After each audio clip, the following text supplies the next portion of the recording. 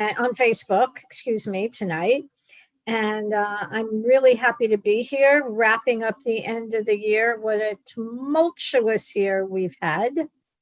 And I am so pleased to be on here tonight with my good friend and master astrologist, Maya White. And Maya is known nationwide, and she's an incredible astrologer. I certainly, anytime I have a question about astrology, she's the one I go to. And she also does something that is quite fascinating, which is astrocartography. So you can get in touch with Maya on her website that's mayawhite.com. But I think Maya is going to give you some more information tonight on how you can reach her.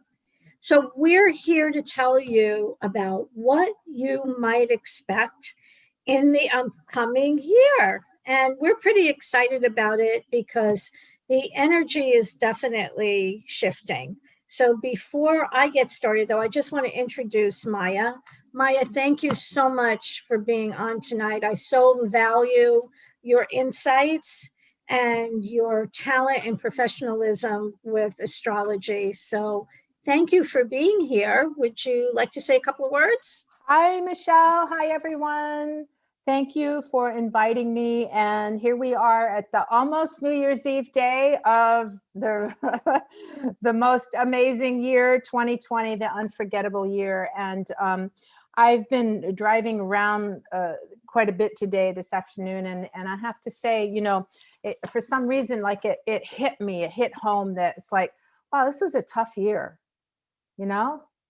Just being out in the public and seeing how people who work in the stores have to, you know, have to deal with their customers and everything. And you know, the thing is that on some level, we're all in this together. And with that, I'm going to say that I feel that that's a theme. It's just setting the tone for 2021. We're all in it together. Absolutely.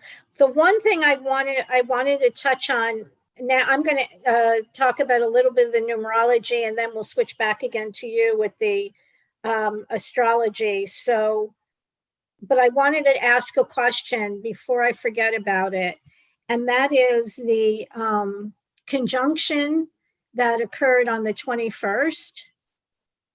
And I'm just wondering, and maybe I'm jumping ahead of things, but I know there was a lot of talk about that wrapped around that event. And I know just a very, very little about it astrologically. And I know, of course, you know, being the master astrologist that you are, can you just tell us, because I think for some people, they thought the skies were going to open up on that day because it was such a momentous occasion. And can you just address that a little bit and talk about what that meant, or do you want to save that? No, we can talk about it right now if you want to. Yeah, I'd like to. I know there's a lot of interest in this, and there is, you know, first of all, just for everything on this show, there's so much to unpack, you know, right? Oh, gosh. For the year ahead, but this conjunction of two planets, it was a planetary conjunction of Jupiter and Saturn. And it was very unique and relevant and important in many ways. So one of the first ways that it was important is that these two planets join in the sky every 20 years. So that's not, you know, it's not like it never happens that Jupiter is conjunct Saturn. However, they this year joined very much more closely than they ever have, and than they have for like 800 years. And the way I describe it is that the beauty of it is you could see this developing in the sky every night. You go out and look up and you could see it, and it was visible really like all over the earth. I have a client in Australia, and you know, she would go out at sunset and look at it, and I'm in the US, I would go out and look at it. So these planets were not only at the same degree, so the same degree would be like, you know, degree 1, degree 2. So they were at 0 to 1 degree of Aquarius. They started, but they were also, if you were to think of them as being on a ladder. So a planet can be at the same degree and it could be at different steps on a ladder, right? Okay, right. One planet could be at the bottom step and one planet could be at the top step, but they're still at this same degree on the ladder. Well, this time the planets were on the same step of the ladder. Oh, and that's very significant, is it not? Yeah, it really is a true fusion and union. And like, it's just so, so that's one thing that was unusual. The visibility of it was unusual. And for the past, every 200 years, these planets meet in a certain element. So for the past 200 years, they have been meeting in Earth element, Taurus, Capricorn. This time they changed element. They moved into the air element, where they will be for the next 200 years joining. And again, this is like a shift of energy. And it has been 800 years since they were in both in like an air element joined. Plus, this is to me the big takeaway, that I found it personally to be one of the most inspiring things of my lifetime. And I mean, I go out, I watch the stars, I look a lot, I love to see them, but I think I'm a bit pragmatic. It's like, okay, you know, we've seen this before, and you know, Y2K, the world didn't blow up. 2012, you know, the end of the Mayan calendar, here we are, life goes on. So I've learned to, I guess, pace myself a bit. But I will say personally that I feel this was an amazing, inspiring event.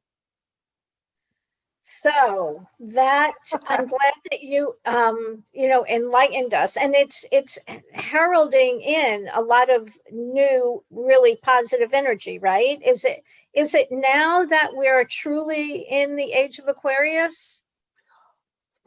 For an age, a planetary age or an Earth age, I guess you would call it, lasts approximately 2,080 years, or 2,260 years, like, you know, kind of.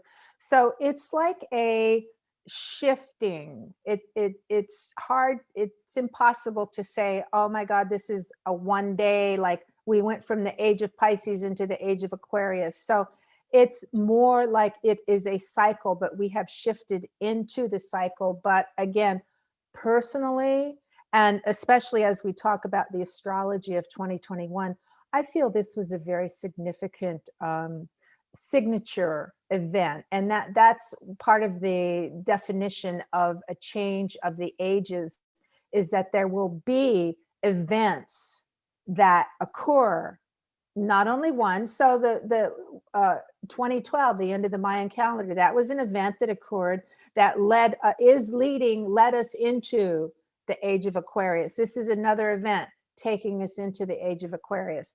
Technically, I think it would be said, maybe it might not be fully until like 2060, right? So Wow. so again, we're talking about long-term cycles here. But it definitely is having an effect on the planet and the energy, and of course. Yeah, so maybe think of it like a tipping point. So we were at 49, now we've tipped over to like 51%, right? Maybe we're not 100% there, but we are definitely, I think that tipped the. I like that. I like that. Yeah. And numerologically, although I'm not doing, you know, a long-term 20-year interpretation, but we're definitely shifting into a new energy, which is going to be really interesting in the upcoming year. So let me talk a little bit about the numerology, and then we'll shift over again to the astrology. And let me just say, if anybody has any questions, Our good friend Terry is watching the Facebook. And so if anybody has any questions, she's going to put it in the chat for us that we hopefully can answer for you. Astrology and numerology are not just woo-woo modalities, or they're really a science, and it plays out every year over and over again, and you can see how it plays out. Maya and I did talk about in the beginning of this year that we knew that this was going to be both astrologically and numerologically, this was going to be an eventful year. I did not know that it was going to be a pandemic, but I knew that the vibration, which was a 22-4, it was going to be significant. And I also knew that it was going to be, and as Maya did, it was going to be a year when we were being called to pay attention. And sometimes the universe, if you don't pay attention to the subtle nudges from the universe, then unfortunately we get hit with, what I call 2x4 therapy. So maybe that was part of it this year. I think that was. But what's going to happen is now the world, and for me, when I do numerology, because I live in the United States and I know the birth date of the United States and the name of the United States, it's easy for me to chart the United States. And so I not only do the US of A, but I do the world. So, and those are two different vibrations. So the world is going into a 5 energy, and that's really easy to figure out. 2021, 2 and 2 is 4 and 1 is 5. So the 5 energy is really very mercurial, and it's also going to be a change, a huge change in the world, because that's what 5 is about. It's about changes. And that means that, for one thing, weather can be really intense at times. So we might be seeing a lot of different earth events occurring more than normal. And in a 5 energy, things kind of go up and down.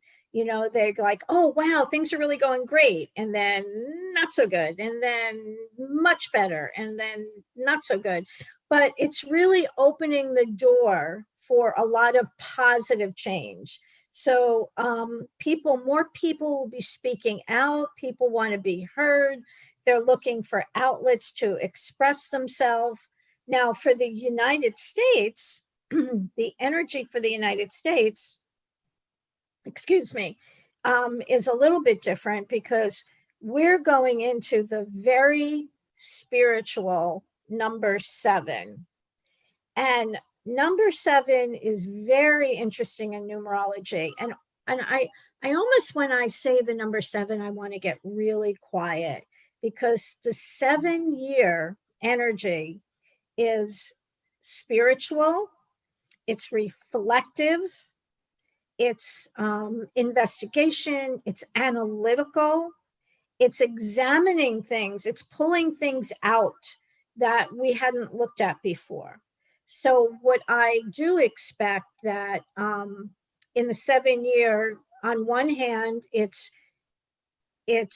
asking us to be, as I said, reflective and investigative. It's pulling things out. So there may not, I don't want to say there may be, there will be scandals that occur, and that will give us an opportunity to re-examine things. But also, we're going to be educated in some way, and I'm not quite sure how this is going to come out, but we're going to be educated in one way or another about new things. And this sounds crazy. I know it sounds crazy, but it just might be the year that we really hear about something like alien contact. I think that that's really a possibility. Also, when I charted the US, we have been at a crossroads for a couple of years now. One of the letters that's transiting, and it happens to be the letter T. So when the letter T shows up, I always think of it as, on one hand, it's almost like it's like a crucifix, like being, being sacrificial, like having this energy of being at a crossroads and having to make the right decisions. Michelle, is that transiting letter T for the United States chart or for the world? For It's the for the United States. United States. Yeah. So, but this is going to be the last year. Now, understand that in a numerology chart, there's two energies that are going on. And one of the energies goes, your personal year goes from January to December. But depending on where your birthday falls, that brings in another energy. So if you have a birthday in the beginning of the year or the end of the year, your cycles kind of run concurrently. It's not a big change. But in the United States, the birthday is in July. So for the first 6 months of 2021, we're under a couple of different transits that will change around June or July of 2021. So for the first 6 or 7 months of the year, it's going to be, I think there's going to be important decisions that are going to be made.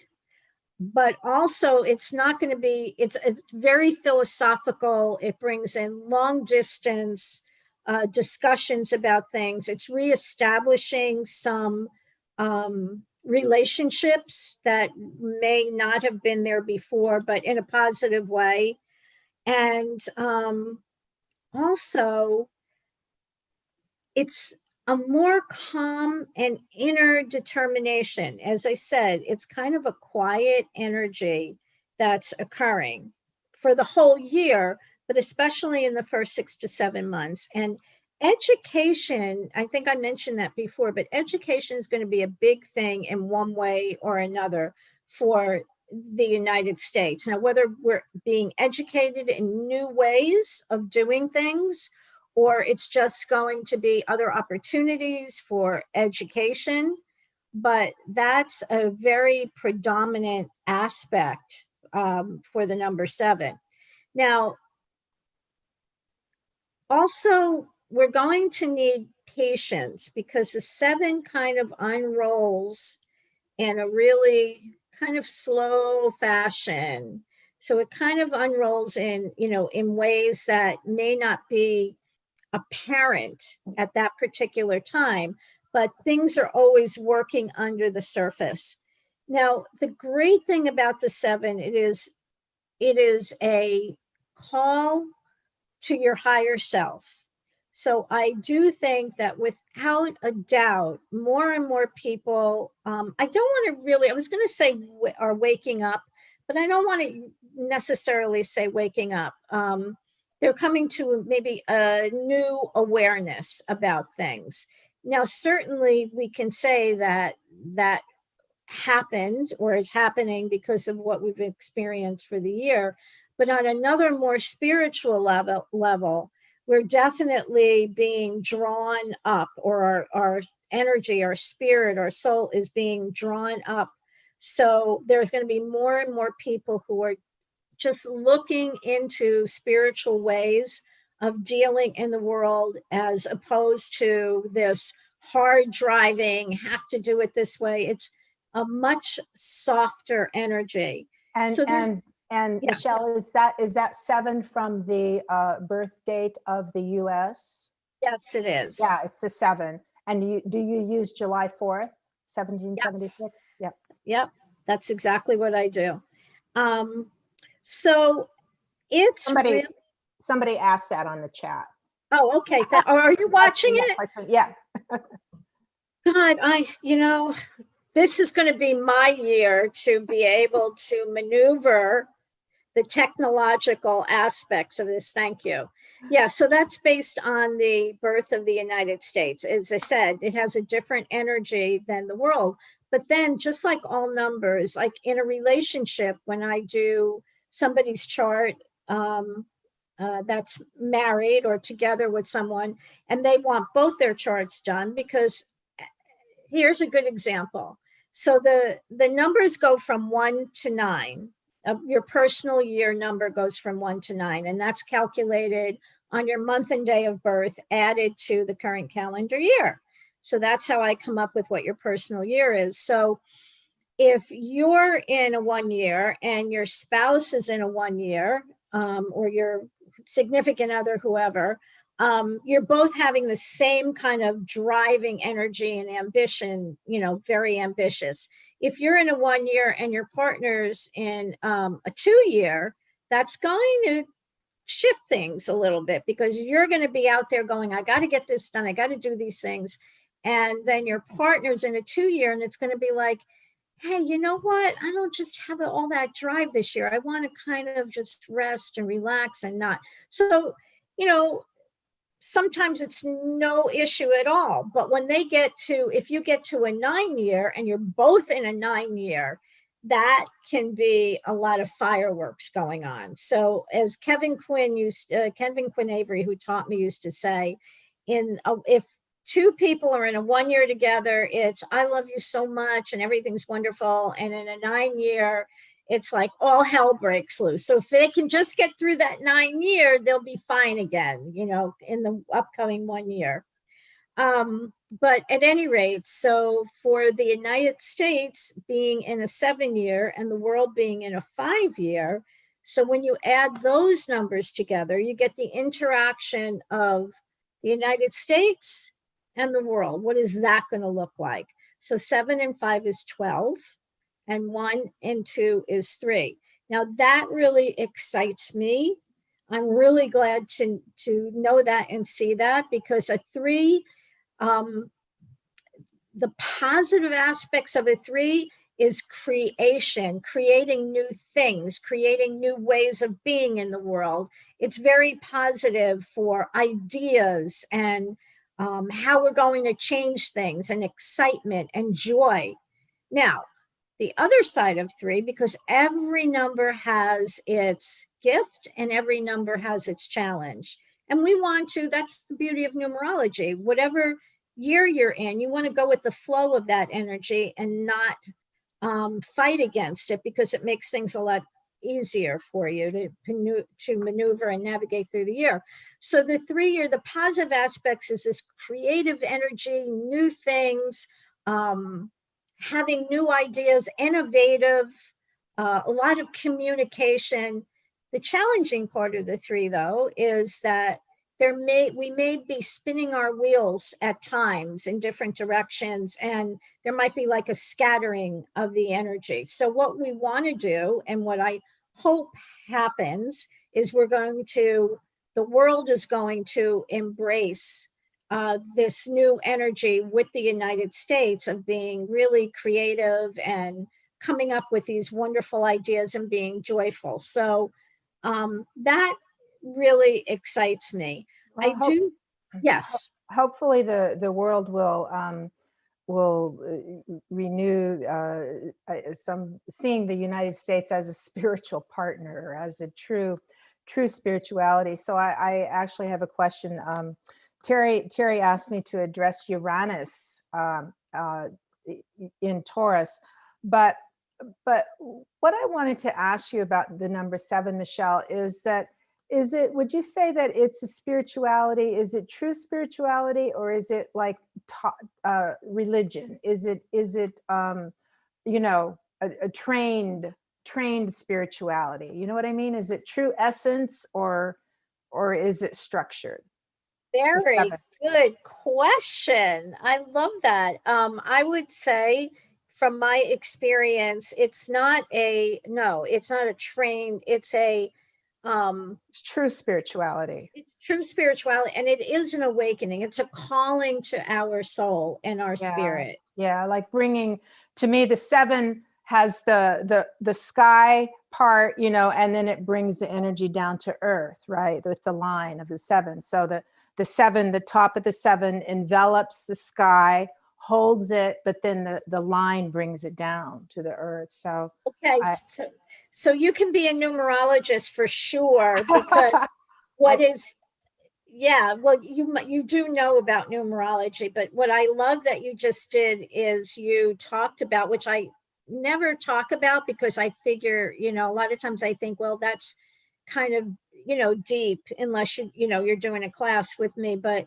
that's really good. What you talked about was the shape, because even in not only the numbers, but the letters as well, going by the Sure. shape of the letter, they all of the letters and the numbers, they hold such rich information that it can be really an eye opener. So thank you for explaining that, because that's so true. It's like, Yeah. and the So, seven brings it down. so it's true. Like I say, I would define it as true spirituality, It right? absolutely is. So what can we do to work with all of that energy? It's to take time out. Now, certainly we're experienced in that this year, of taking time out.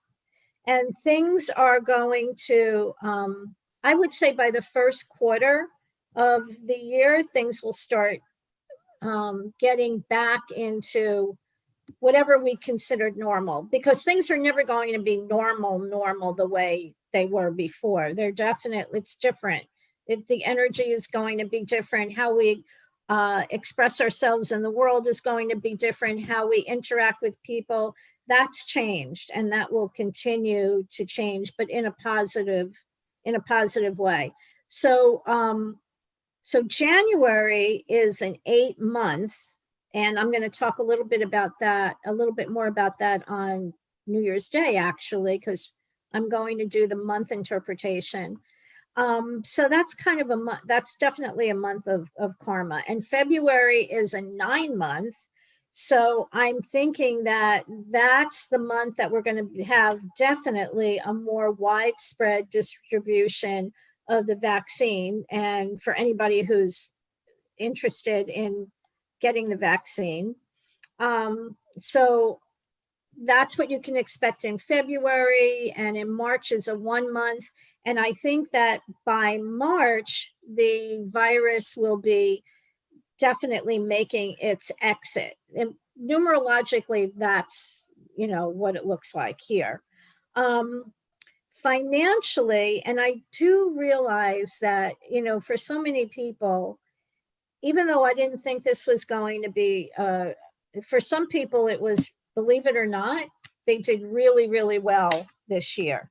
And that might sound strange, but there were certain industries that really flourished this past year.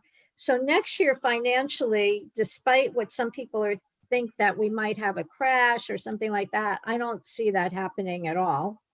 I think this has pushed us into new and innovative ways of doing things. So I think it's going to open up a lot of different opportunities and careers. And along that line, what I want to say is I touched upon this just briefly, but it's really about education. So if you want to go with the flow of the energy for the year for the United States, it's about getting educated. And you might think about this would be a great time, if you're thinking about changing careers, to get educated in something different and something new. So one of the things, if you don't mind me adding this about next year, and I'll talk more in depth about it, is that one of the major astrological aspects that's happening next year is that Saturn is square Uranus. So we have Uranus in Taurus, and Terry had asked to address that a little bit. So it's really, it's if we think of Uranus as the original sky god, on some level, Uranus is like the male aspect of creation, and then Gaia being the female, the Mother Earth. Uranus really like fertilized the earth. And so it's been very stressful. So Taurus likes tangible things. It likes oil, it likes gas, it likes diamonds, it likes resources, it likes the Amazon jungle, all the wood, all the water, everything. And the obviously, you know, we've been under extreme pressure with that. And I always prefer a hopeful point of view in, Yes. you know, but I think that we can still expect a lot of pressure on the resources of the earth. What I wanted to kind of point out, and I'm curious, just again on your opinion, is that again we have Saturn in Aquarius square Uranus and Taurus most of the year, and this was an aspect of the Great Depression. It was going on in 1929 and 1930. Wow. Uranus square Taurus. I am not predicting a revisit of that. I think we've been through incredibly challenging times. But what is it, Michele, that you feel is going to sustain that not happening, us not going into another severe economic downturn? Okay, so looking at the aspects of the United States, we have a couple of letters that are transiting that are just they keep the finances steady and even growing a little bit. And as I said, that was true here in the United States in different sectors. So I don't see this major fallout at all this coming year. I do think because of the energy of the world as well, and the 7 year, which asks you to go within, there is going to be like a little bit of an up and down, but I don't see a huge or a depression or a downturn. And I think, again, it's being educated in new ways of doing things. And for many people, it's going to be changing. This is a great year and a time to think about doing a different career. For Yeah. many, I like this idea about education too, and just from the astrology point of view, the way that the way that fits in is that we have a real emphasis on air, the element of air, which is really your mind, your intellect, your thinking, your thought capacity. There are 3 Mercury retrograde cycles in 2021, and they're all in the air planets, which is like think of it like re-education, you know, re-engaging, like or you know, revisiting a new career. What is it? Thinking about it. What is it I want to do? I'm going to go and educate myself. So just again, people might be curious about the astrology. Mercury retrograde, the first one starts the end of January 30th through okay. through February 21st. It's in the sign of Aquarius. So this is revisiting really where the Jupiter and Saturn are. And as time permits, I'm going to talk a little bit just more about the sign of Aquarius, because we have so many planets in the sign of Aquarius right now. But I would describe this as Mercury retrograde in Aquarius is like kind of sweeping the floor. It's going through, it's going to sweep all that dust and dirt out of Aquarius and leave us with the, you know, the shiny, new, bright energy, true Aquarian energy to begin the year. So I know people get a little bit nervous around Mercury retrograde. So get ready, January 30th. Well, I'm just gonna wrap this up a little bit and then turn it over to you because I want to hear more about the astrology. So again, for people, generally speaking, if you want to work with the energy, re-examine some of the areas of your life that you think need upgrades. Think about your relationship to the world, and how you see yourself fitting into that. And that might seem like a really strange question, but what I'm saying is we are in this together. As we began this Facebook Live tonight, and you mentioned that, Maya, that we're truly in this together. So how do you see yourself fitting into this world? What can you do? And there's all different ways that we can contribute in a positive way. And probably one of the most important ways to do that is to be doing what you're passionate about and what you really love to do. Because anything that you love to do is going to add to the uplifting of the world. And one of the things that I say over and over again is if you love to make ice cream, then just be the best damn ice cream maker, and that will bring joy to other people. So there's no lofty or lowly positions or careers or whatever it is. It's all important. But the most important thing is to do what you love to do and do it with passion. And for some people, believe it or not, that is challenging. Some people say, I really don't know what my passion is. I'm not really sure about that. And I'm not sure what my destiny is. And I can just tell you that get in touch with Maya and I, and we can certainly help you figure out and know what your destiny is, what your mission is in this life. And also as a coach, I do that as well. But astrology and numerology can both point you in the direction of what is your destiny and your mission in this life.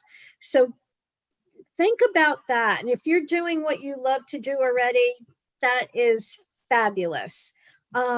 It's a very spiritual, sabbatical, and transitional year. People will be feeling more psychic energy. More people will be getting premonitions. More people will be tuned in. So with that, since it's already almost 8:40, I want to turn it over to you, Maya, and what gems you have to share with us. Okay. So I'll go back to the Mercury retrograde cycles because I think people would really want to know about those dates. So just to revisit, the first Mercury retrograde will be from January 30th to February 21st. It's in the sign of Aquarius. The second Mercury retrograde will be from May 29th until June 11th. It's in the sign of Gemini. The third Mercury retrograde will be September 27th through October 23rd, and it's in Libra. I wanted to point out that these three signs are all, number one, air element, but they're also the person signs, like the glyph for each one of these signs is a human. It's not an animal. All the other signs are animals or variation of an animal. So getting back to this theme of Aquarius, we are one, we are humans, we're becoming the best version of ourselves that we can be. Wow. Yeah. And I'm an Aquarian, so I'm really excited about that. Yes. And generally speaking, especially the beginning of this year, by January 15th, we have in the sign of Aquarius, the Sun, Mercury, Jupiter, Venus, Saturn, and Uranus. That's 5 planets in Aquarius. Is that unusual to have so many planets? That's quite a bit. That's a lot, and considering that if you think of like the sign of Aquarius, like that Jupiter-Saturn conjunction, like it broke it open, right? Like it illuminated the sign. So now we have all the planets coming in and doing their job. I describe a planet as a filter of the sun, right? Planets are filters of the solar logos energy. And then also planets are traditionally considered to be teachers. So Mercury will be teaching his version, what he has to say in Aquarius. Venus will be teaching what she wants to express in Aquarius, each one of the planets. So I would say that for us all, really, collectively, We are becoming our best version of our Aquarian selves. And the Aquarian is the humanitarian, correct? The Aquarius is the humanitarian. It is, you know, kind of an all for one, but one for all also, right? You know, Aquarius can sometimes sacrifice either personal or perhaps even, you know, intimate or imminent interest for the collective. My favorite Aquarius example is Abraham Lincoln, who freed the slaves. That maybe I've even talked about this on a show with you before, because if you think about it, I mean, I've just read a little bit of history. He was under extreme pressure to do what he did. He had to be completely hold true to his vision. And, you know, yes, he wanted to free the slaves, but he just, you know, he had to true to that Aquarian. He had to hold on to his vision and hold on to his truth. I think that's the other big point. It's like it's your truth. It's your individual truth. So, you know, that is really going on. And I wanted to talk a little bit about the planet Saturn, because Saturn has sometimes kind of a bad reputation or a bad rap. It right? it does have a bad rap. Yeah, it's the teacher. I'm gonna teach you something. Yeah, I'm gonna teach you. I'm gonna teach you. Taskmaster. Yeah, right. But you can also look at the word Saturn and break it down into the words sat and urn. So an urn is a holder, it's a vessel for our sat, for our lessons, for our what we learn, what we come to do on earth, and how we're growing, right? So it's the vessel of our growth, it's the vessel of our mission. So Saturn can feel very heavy, but yet it can also allow you to take command of your own destiny. So that's really important. And I think that in this year, 2020, we've been under this energy of, hey, you got to pay attention to what's going on in the world and in your life and connecting with one another. But and I think it's been a really, really hard lesson. But I think that along the lines of what you're talking about with Saturn, I think, yes, the 7 is calling us also to pay attention, but I don't think it's going to be as dramatic or as terrifying as, if that's the word for this year. Maybe it is, maybe it isn't. But there's lessons for us to learn, but I don't think they're going to come as hard as they have this past year. And so I don't know, how do you feel about that? I feel that way too. I think that strangely enough, you know, the COVID situation, I think it's matured us all as human beings, you know.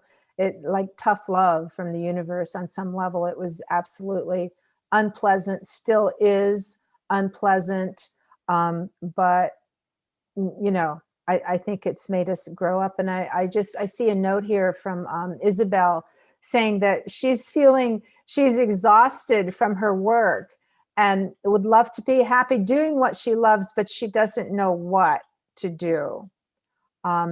So Isabel, I would say, first of all, just, you know, tune in, just to be able, give yourself 10 minutes or 15 minutes of quiet time, and start to really learn to use your body as, you know, as an antenna.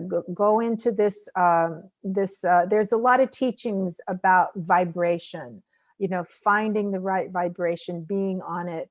And I have seen it work in my own life and in the lives of others, is that when you really do tune in, like, it works. It's amazing. It's beautiful. And it doesn't take too long. It takes some effort, but it can come together pretty fast. So breathing, tuning in, quiet time, music. And Isabel, I really, I promise if you do that, if you give it that attention, you will get the reward. Right. And if I could add this, another thing that, because I think absolutely when we tune in, the answers are all there. It's just, turning the dial to the right frequency, like on a radio, right? It's such a good example because, well, nobody turns a dial anymore on a radio, but I do. okay. I do. Okay. So, so I'm sure there are people out there that do, but when you're not right on the frequency, the right frequency, there's a lot of static, and that's the same thing with us. Exactly the same. Yeah. When we're not connected to, and what connects us to the frequency is what you just said. It's getting quiet, going within, taking the time. And the clues, a lot of times the clues to what our passion is, believe it or not, is go back to your childhood and think about the games that you like to play, what you like to do as a child, whether if it was outdoors, if you were definitely somebody who liked to be in the earth and running around and climbing trees. And so that's just a little clue of what really gives you joy. If you were always like cutting out paper dolls and stuffing, things like that, creating, that's another clue. I always, if I'm doing career counseling with somebody, those are some of the questions. Actually, it's a longer, form and everything I haven't fill out, but finding out what anybody loved to do as a child, you're going to get a clue to what it is. It's your mission and your passion. That, and I would say also ask yourself, what would I do if I could do it and I didn't have to get paid? Great question. Always a great question. What would I do if I weren't getting paid? So, yeah, and I mean that tuning in, that's all Aquarius stuff too. Yeah. Because the glyph for Aquarius, people are familiar with this, human, male, female, usually it's a male, but a human being pouring out. And a lot of people think he's pouring out water, but he's actually pouring out wisdom to humanity. He's pouring out the element of air, intelligence, wisdom. And we humans do have a unique capacity for intelligence. It just clicked for me too, what you just said about the element of air and what it's calling us, to do. And really 7, I guess if I was going to give, a attribute to 7, whether that would be air or water or earth, I think I would lean towards air with the number 7, because it is about analyzation and going within and thinking, analyzing, going deep. That's what the 7 is. So it sounds like those are in alignment, the planets and the numeric interpretation of the year are in alignment. And I love when that happens, because I know that there's times when we've discussed things and it seems like the astrology and the numerology kind of mirror one another as far as energetically what's going on, whether it's in a chart or in the world. And 7 is also about specialization. So I think for sure we're going to see more specialized careers or industries or whatever that might look like. It is definitely the year of the specialization. But what other things would you like to tell us about astrology? There's 2 other things I want to talk about, and these are things that are a bit, the astrological lingo is a bit technical, so I don't really have to get into detail about this. And these are two sayings about 2021 that I did not come up with. They were written by a man named Robert Wilkinson. I want to be sure to give him credit. Robert is the author of a book called Saturn, Spiritual Master, Spiritual Friend.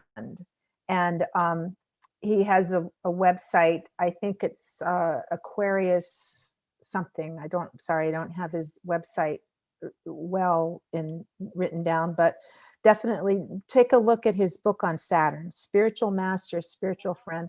So Robert has described 2021 as the year of grand irrationality. Oh I, my I know, goodness. I had to share Wow. it. I had to share it. He said, because of there's some subtile and some unusual dynamics between the outer planets. They're forming like kind of weird, obscure aspects, but yet they're maintaining those weird, obscure aspects. And yeah, he called it the grand irrationality. Things don't make sense. Wow. Wow. so like Perfect. deal with it, right? Like it's a 7 and a 5, Wow. right? Like things won't necessarily make sense. And I really thought that was, I just, I had to share it. I thought it was beautiful. And he also described within the grand irrationality that we would come to a fork in the road of destiny. Wow. And that's the Yeah, same thing. That's the crossroads that I exactly. The mentioned. crossroads. Yeah. I thought it was beautiful. I wanted to Wow. share that. And then he also, I just don't want to run out of time on this. He also described, again, a somewhat unusual, but yet very tight, consistent semi-square between Uranus and Neptune. And he called it the rhombus diamond. And that 2021 will be a year of grinding, cutting, and polishing. God, that makes so much sense. I thought it was beautiful. I just had to share it, as it is. And again, Robert Wilkinson, thank you. This is beautiful, beautiful information. So Love that. we're all excited about a new year. And I think we all feel that we've been through the fire, and now here we are, wiser, better, smarter. Right. Hopefully wiser, smarter, better. And I do believe that that's the energy that's calling to us. And another thing that's really important is for all of us we've been so polarized, and it is definitely now the time to come together. And we really, really have to let go of any anger or judgments that we've had about other people or other political parties. It is really, really time to let go. It is really a time for it's always a time for us to come together. So when I say it's really a time, I'm just saying that the energies that are prevailing right now are kind of putting their arms around us and saying, come home, come Oh, home. that's a beautiful way to put it.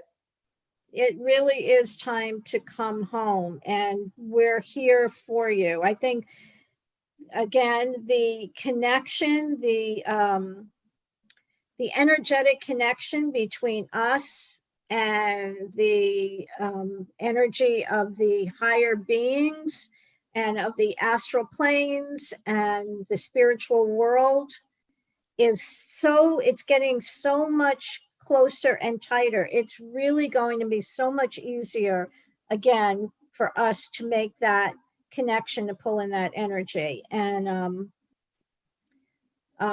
not sure what else I wanted to say, but we only have like a minute here. So is there something you'd like to close with, Maya? I would like to close with gratitude, remembrance of gratitude, because that's really where it all begins, and I think where it all ends. And just closing with this idea of, yes, we have a lot of air energy, but we have to be in our bodies and we have to be in our hearts. Absolutely. Happy 2021. Listen, thank you, Maya, for being on the show tonight. I so appreciate it. And to everyone out there, if you want more information about astrology and numerology, just contact us. Be well, be positive, have love in your heart, and again, be positive. And thank you all so much for being with us tonight. And we'll talk